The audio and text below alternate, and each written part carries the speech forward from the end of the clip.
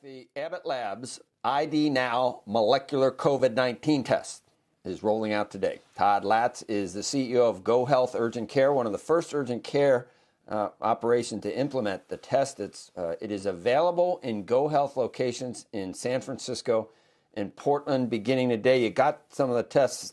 I think it was, this is fast, Todd. Although we should point out, this has been in development between you and Abbott for a couple of years, just the platform, I guess, not necessarily for COVID-19. That's right, Joe. Thank you for having me this morning. That's exactly right. We've actually been working with Abbott for just about 2 years with this platform. So when we first started trying it in our centers, and really a huge innovation. So we currently deploy this in a number of our markets, and we do it for historically for flu and for strep testing. And the beauty of this particular test is that we get essentially almost instantaneous results. So we're able, in what is normally a very short visit for an urgent care patient, able to give them clarity of whether they have flu or strep and now COVID-19. So you're exactly right. This has moved very quickly.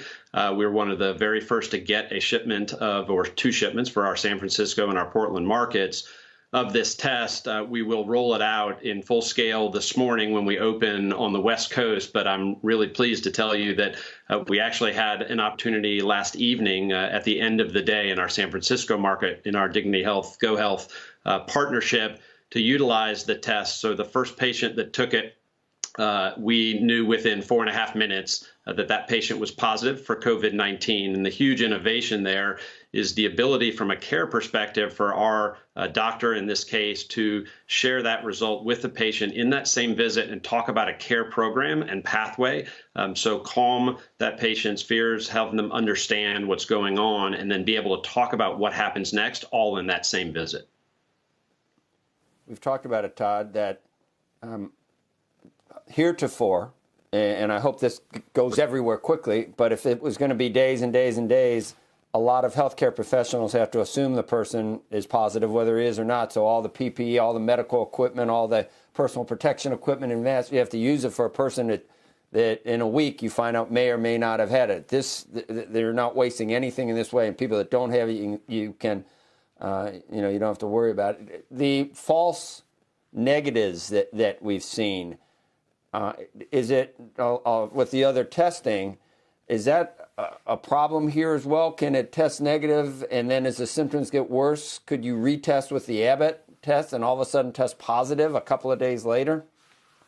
I think, Joe, it remains to be seen. I think one of the things that we're confident about with respect to this particular test is that in the past, when we've used it, it's very similar for flu and for strep, and the accuracy has been extremely high. So given that it's brand new, right, it's under an EUA, this is the first time that it's being tried. We don't have that data to know exactly what that's like, and is there going to be a possibility of some false negatives? But the ability, as you just mentioned, to know the answer within 5 minutes instead of having to wait for days in terms of patient behavior afterwards, in terms of them, maintaining quarantine and what they're able to do, given that they have an answer, I think is a huge, huge step forward. And you made another really important point, which is there's been limited PPE, right, for our providers and our team members. And this is really about both keeping our patients and our team members safe. And that team member safety piece is critically important, because if we don't have our frontline caregivers,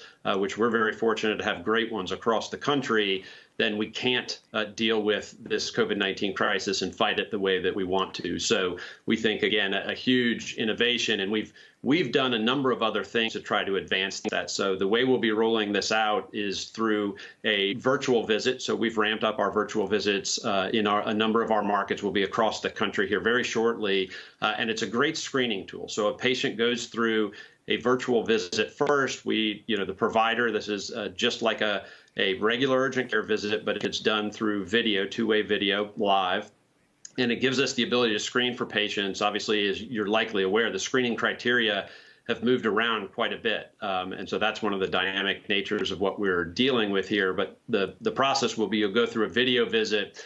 You will be screened. If you meet the criteria for a test, then you will be assigned to a center and given that test.